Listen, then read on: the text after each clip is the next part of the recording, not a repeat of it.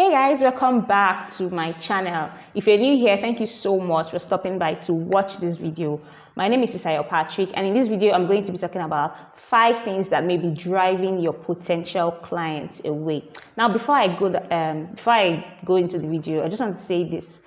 I have already filmed and edited this video, and at the point of uploading it on YouTube, I mistakenly deleted it. So I've tried every recovery method that I know of on my device, but I couldn't find it. So here is me filming again. So 5 things that will be driving your potential clients away.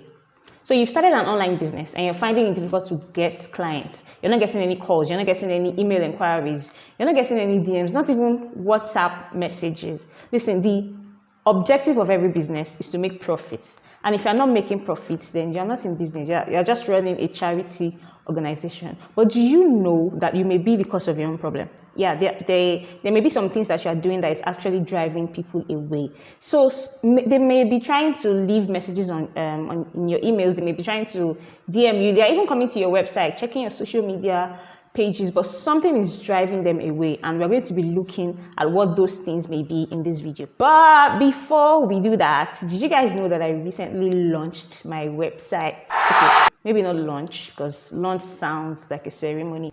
I recently finished building my website after so many months of not having one. The one I had before, I didn't back it up, and everything disappeared. So now I started from scratch, and you can check it out. It's your one-stop place for everything online business. All right, so let's go into the video. So problem number 1, you didn't update your social media profile. If someone were to stumble on your social media profile, say your Instagram page, for example, what are they going to learn about you? So now you're watching this video, and let's assume that you're a first-time viewer or you're a new subscriber and you want to check me out on social media, and then you get to my social media page. It's just there. It's not giving you any information about who I am or what I do. And you may be a potential client. Maybe you liked what I shared in the video and you want to reach out in my DM. But you get to my Instagram page and everything is just crickets.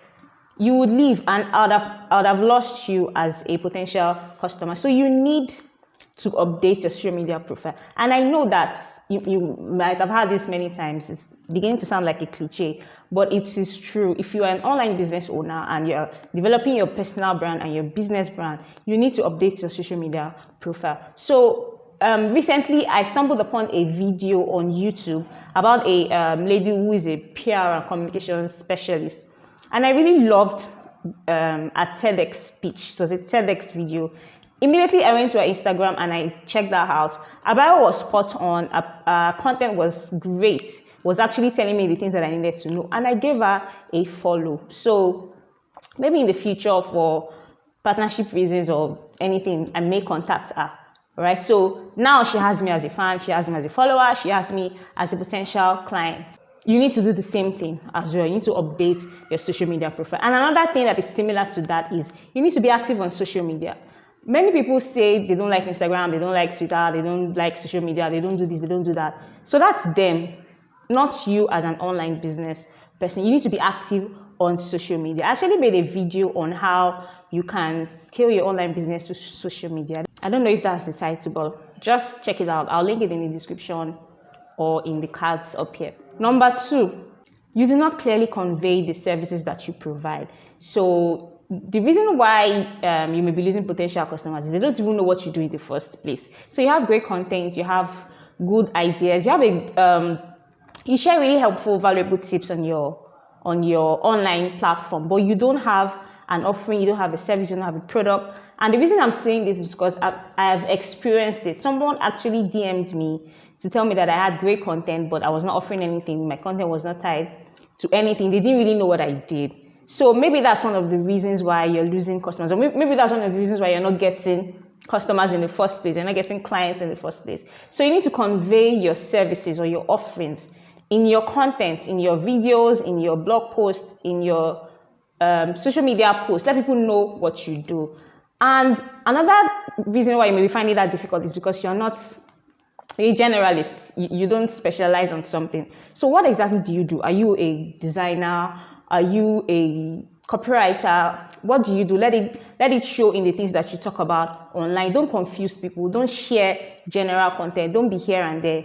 be focused. Let your content convey your offerings. Okay, so you can create digital products, you can create online courses, you can create ebook. Just let people know you for what you do and for who you are. Number 3, you do not have a professional email address. So I remember when I first learned about the fact that I needed a professional email address, it was very funny because at that time I was using, I think, prettygirl12 as gmail.com.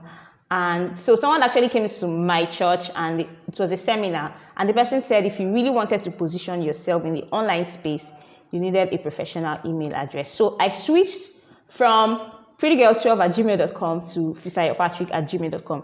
But in this context, I'm not talking about a Gmail account. A Gmail account is not really professional, okay? Because anybody can just snag a Gmail account. They can just create a Gmail account. So for instance, if your business name is John Doe Copywriting Services, anybody can just create John Doe Copywriting at gmail.com and maybe scam people with that Gmail account. Also, if brands are asking for your email address and you give them a Gmail account, it doesn't really show you in a good light. So what you want to do is create a professional email address. So if you have a website, if you have a domain name, you can actually create an email address based off that. So now I've moved from fisayopatrick@gmail.com to hello@fisayopatrick.com.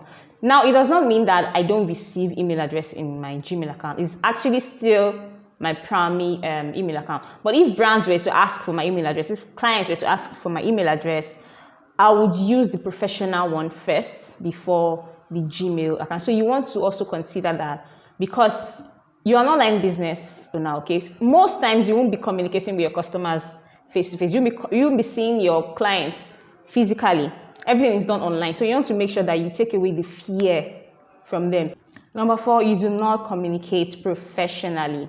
So you only have one chance at making a good first impressions on your prospective clients, and you want to make sure that you use that chance well. I saw a post on somebody's Instagram, and the person was complaining that a vendor was referring to them as my dear. Hello, my dear. How are you, dear? Thank you so much, dear. And the person took offense. They didn't find it funny that the vendor was referring to them as my dear, and because of that reason, they stopped communicating with the vendor. So I don't think it's right for you to refer to somebody you've not seen or met that you're just doing transaction with online. I don't think it's right for you to refer to them as my dear. So you need to know how to speak to people. When people speak to you on the phone, how do you respond? How do you respond to your emails? How do you respond to your WhatsApp messages? It's a skill. It's something you need to learn. If you are responding nonchalantly, if you are giving up a non-professional vibe, you will lose customers, you will turn people away. So you need to know how to communicate professionally. Learn how to reply emails, learn the usual email speak that they use in the corporate world. Incorporate it in your business, okay? Have an autoresponder on your DMs, on your WhatsApp messages.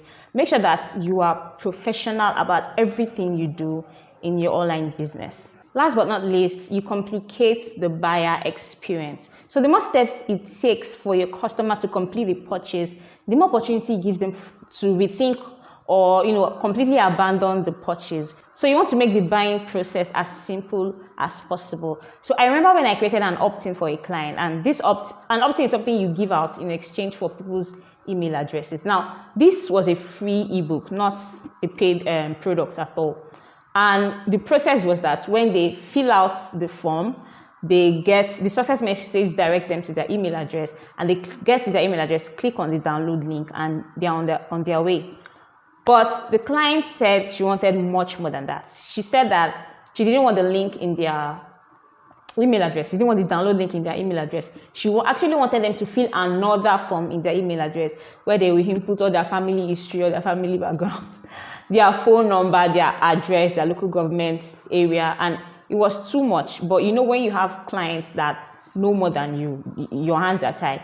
So after they fill the form, then she now gives them a chat on WhatsApp and asks them a few questions. So if they are qualified as a target audience, she will send them a few chapters of the book, and after a few weeks, she send them more chapters.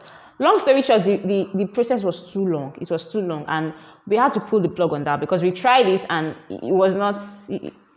It was fail. So you want to make the buyer process as simple as possible. Don't ask too many questions. If you are offering anything you're selling, once they input their email address, their address, and they've paid, let the product get to them as fast as possible. Because like I said before, the more steps it takes for them to complete the buying process, the more opportunity it gives them to abandon the purchase. And you don't want that, okay? So those are the 5 things that may be driving your potential clients away. Let me do a recap. Number 1, update your social media profile so that you won't turn your clients away. Number 2, clearly convey the services that you provide. Number 3, have a professional email address. Number 4, communicate professionally. And number 5, make the buyer journey as simple as possible. If you love this video, please give it a thumbs up, like, and subscribe to this channel. Don't forget to visit my website. It is your one-stop hub for everything about online business. And follow me on Instagram at Fisayo. I'll see you in the next video.